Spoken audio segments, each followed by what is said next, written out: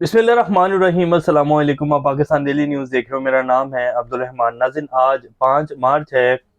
International establishment भी हार चुकी है जी। ट्रंप को इजाज़त मिल गई है इलेक्शंस में। प्रेसिडेंशियल जो इलेक्शंस होने जा रहे हैं, जो बाकी नवंबर में होने हैं, 4-5 माह हैं पीछे, तो उनको इजाज़त मिल गई है और वो प्रेसिडेंसी के इलेक्शन लड़ सकते हैं। ये अमेरिकी एस्टेब्लिशमेंट और ट्रंप की लड़ाई थी जी, जो कि सिविल सुप्रीमेसी के हवाले से चल रही थी। वहाँ भी यही रोल है जो पाकिस्तान में चल रहा है पिछले 75 साल से।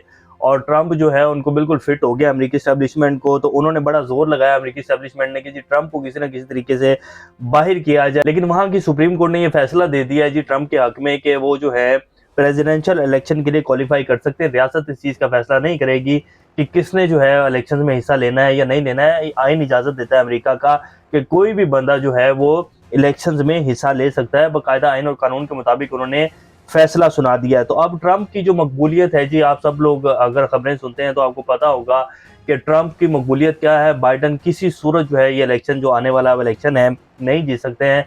ट्रंप ही दोबारा जो है वो आ रहे हैं। और ये सब कुछ उनके साथ क्यों हुआ था कि उन्होंने जो कैपिटल हिल की बिल्डिंग पर हमला हुआ 6 जनवरी को और जो नताइज चेंज किए गए और बाइडन को ज़बरदस्ती लाया गया, वो इलेक्शन भी ट्रंप जीत चुके थे। और उसके बाद फिर एक प्रोटेस्ट हुआ और कैपिटल हिल की बिल्डिंग के ऊपर जो है ट्रंप के जो लोग थे वो चढ़ दौड़े और उसके बाद फिर वहाँ भी लोगों को पकड़ा गया और उनके खिलाफ जो है वो सजाएं सुनाई गई लोगों को। उसी में जो है फिर ट्रंप के खिलाफ भी केस बना। तो वो सारा एक केस चल रहा था जिसका फैसला आ चुका है और उनको इलेक्शन लड़ने की इजाज़त मिल गई है। अब ट्रंप के आने के बाद पाकिस्तान में क्या सूरत हाल में तब्दीली आएगी? बहुत बड़ी तब्दीली आएगी। बड़ी परेशानी बन चुकी है जी कुछ हलकों में और बड़ी परेशानी का बाइस बन गई है ये खबर। और इसके साथ साथ पाकिस्तान में जो सूरत हाल है कि सुन्नी इत्तेहाद कौंसिल की और इमरान खान साहब की जो मखसूस नशिस्तें थी पीटीआई की, वो छीन ली गई हैं और अब वो कद्दू है जो कि काट कर सब में बांटा जाएगा। अब असल इसके पीछे वारदात क्या डालने की तैयारी की जा रही है जी। दरअसल एक्सटेंशन दी जाएंगी कुछ लोगों को और आइन में तरमीम करने के लिए कुछ जो है वो किया गया है कि क्योंकि अभी तक नंबर जो है वो पूरे नहीं है। 2/3 अक्सरियत चाहिए और 2/3 अक्सरियत के लिए 224 का नंबर जो है वो दरकार है। तो अब ये जो नशिस्तें छीनी गई हैं ये बांटी जाएंगी। अब इमरान खान साहब और पीटीआई क्या करने जा रहे हैं? क्या ये इस मकसद में कामयाब हो जाएंगे और एक्सटेंशन किन दो बड़े ओहदों को दी जा सकती हैं?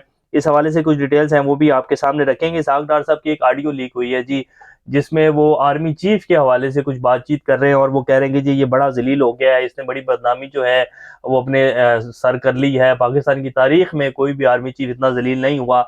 अब वो ये अल्फाज किसके बारे में कह रहे हैं, उनकी ऑडियो कितनी पुरानी है, ये कहाँ से लीक की गई है, वो डिटेल्स भी आपके सामने रखेंगे। और कुछ छोटी छोटी अहम खबरें हैं वो भी आपको बताएंगे। इससे पहले अगर आप लोगों ने चैनल को सब्सक्राइब नहीं किया तो रेड बटन को प्रेस कर लें और बेल आइकॉन को भी प्रेस कर लें ताकि लेटेस्ट अपडेट्स आप लोगों को मिलती रहें। ये जो हमारा ताल्लुक है ऐसे ही जुड़ा रहे। अच्छा, ये जो ऑडियो लीक हुई है जी इसहाक डार साहब की, ये मेजर आदिल राजा जो कि बरतानिया में बैठे हुए हैं, जिनके हवाले से भी पीटीआई ने कल परसों ही जो है ये अपना वीडियो पैगाम जारी किया कि जी हमारा इनके साथ कोई ताल्लुक नहीं है। यानी कि इसका मतलब है कि पहले कोई ताल्लुक था और पहले तो पीटीआई के कुछ लोग जो हैं वो बातें करते थे अक्सर ये कि जी आदिल राजा जो है बड़ी अच्छी बाहर बैठकर जो है खबरें देते हैं। और वो सारा जो एक बयानिया पिछले 2 साल में चलाया गया, आदिल राजा ने क्या क्या कुछ किया और आदिल राजा के पास कितनी की सच्ची और झूठी खबरें होती थी, उनमें से अगर अंदाजा लगाया जाए तो 50 to 60% तो जो है आदिल राजा साहब ऐसे ही हवा में फेंक देते थे कि यहाँ हो रहा है, ये खबर आ गई, ये खबर आ गई। इतनी जल्दी तो किसी बंदे को जो है वो मैं अब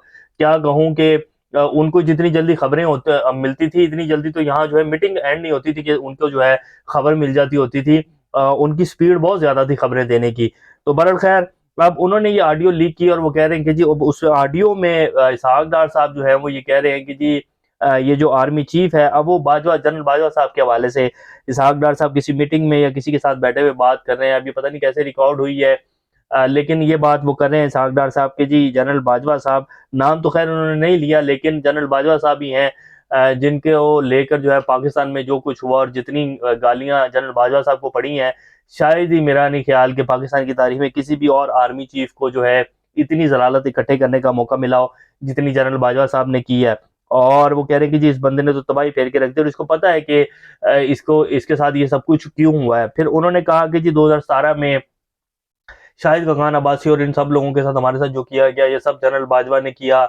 और फिर जब मुझे फर्स्ट डे ही बता दिया गया था, फिर उन्होंने ये अब की जो डील इनके साथ हुई है वो भी बता दिए कि जी मुझे फर्स्ट डे ही बता दिया जाएगा कि जी जिन जिन लोगों ने आपके साथ ये सब कुछ किया उनको माफ़ी बिल्कुल नहीं मिलेगी, और आपको जो है दोबारा से आपकी उसी जो सूरत हाल थी, जो कि 2017 वाली सूरत हाल थी, वही गवर्नमेंट जो है आपको दी जाएगी। तो ये उस ऑडियो में वो बात कर रहे हैं कि जी मुझे पहले दिन ही बता दिया जाएगा कि जिन लोगों ने आपके साथ ये सब कुछ किया है उनको बिल्कुल भी माफ़ी नहीं मिलेगी।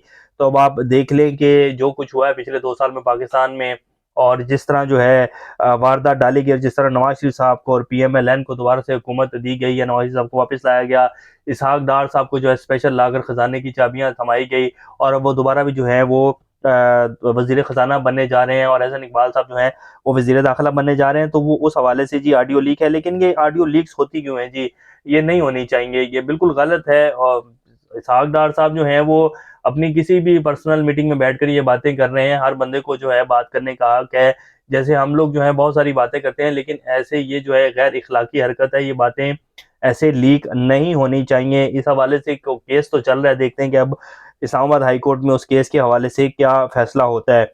अब आ जाते हैं जी मखसूस नशिस्तों के हवाले से। सुन्नी इत्तेहाद कौंसिल को मखसूस नशिस्तें नहीं दी गई, और इलेक्शन कमीशन ने अपना किरदार जो है वो अदा किया और बताया है कि जी हम तो बॉस का ही हुक्म मानेंगे। अब पीटीआई कह रही कि जी हम सुप्रीम कोर्ट में जाएंगे, और सुप्रीम कोर्ट में आगे कौन बैठा हुआ है, जस्टिस काजी फाइज ईसा साहब, और उन्होंने जो पीटीआई के साथ किया, पहले उनसे बैठ का निशान छीना, पहले सॉरी उनसे जो लेवल प्लेइंग फील्ड के हवाले से उनका लाहौर हाईकोर्ट का फैसला था उसको उन्होंने कलअदम करार दिया और कहा कि नहीं, यही ब्यूरोक्रेट जो है ये आरओज और उनकी जो जिम्मेदारियां वो भरपूर तरीके से निभाएंगे और पाकिस्तान में साफ इलेक्शन करवाएंगे। और फिर उन ब्यूरोक्रेट्स और आरओज ने जिस तरह के इलेक्शन करवाए, आप सब लोग जानते हैं, फॉर्म 45 और फॉर्म 47 की जो सारी स्कीम डाली गई है वो किसी से ढकी छुपी नहीं है।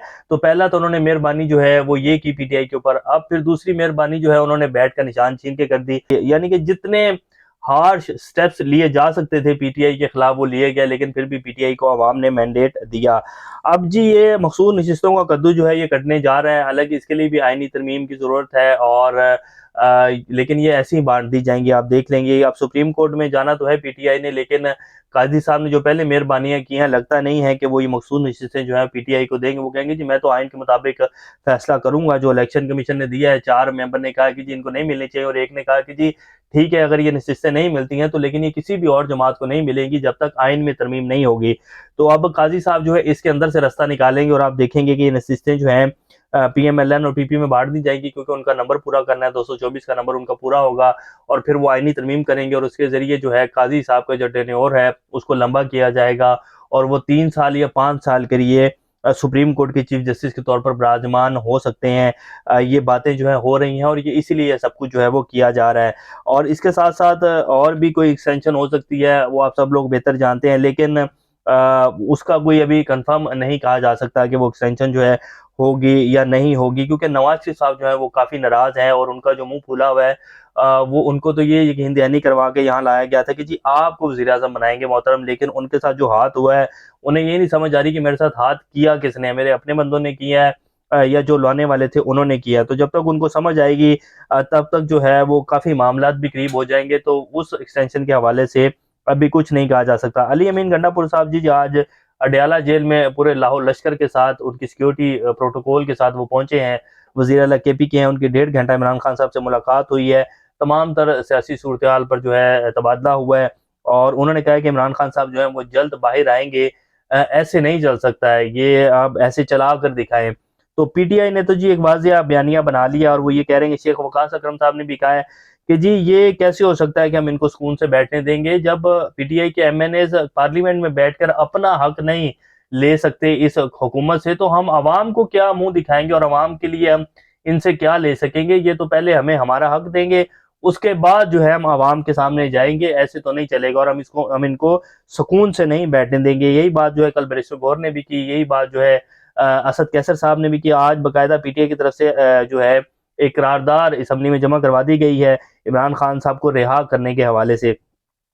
मरियम नवाज की साहिबा के हवाले से शानदाना गुजार ने एक बड़ा तहलका खेज इंकशाफ किया है, इसकी तहकीकात होनी चाहिए। ये बड़ा खौफनाक इंकशाफ, इसको अगर आप कहें तो कम नहीं है। मरियम नवाज साहिबा जिले शाह के हवाले से आप लोगों ने जो है खबरें सुनी होंगी। उनका जो है उनकी लाश मिली थी, और वो इमरान खान साहब के जो है बड़ा ज़बरदस्त एक वर्कर था और वो एक मलंग बंदा था और उसके साथ जो कुछ किया गया उस हवाले से शानदाना गुलजार साहिबा ने मीडिया से बात करते हुए कहा कि मरियम नवाज साहिबा की एक ऑडियो है जिसमें वो बाकायदा कह रही हैं जिले शाह के हवाले से कि मर गया है तो इसके ऊपर 2 से 3 दफा गाड़ी चढ़ाओ और ऐसा लगना चाहिए कि पीटीआई की वजह से इस बंदे का जो है रोड एक्सीडेंट हुआ है और पीटीआई वालों ने इसका रोड एक्सीडेंट किया है। तो उसके मरने के बाद जो है मरियम नवाज साहिबा ने कहा कि जी इसके ऊपर 3-4 दफा गाड़ियां चढ़ाएं ताकि लगे कि पीटीआई वालों की वजह से इसका एक्सीडेंट हुआ है और ये मारा गया है।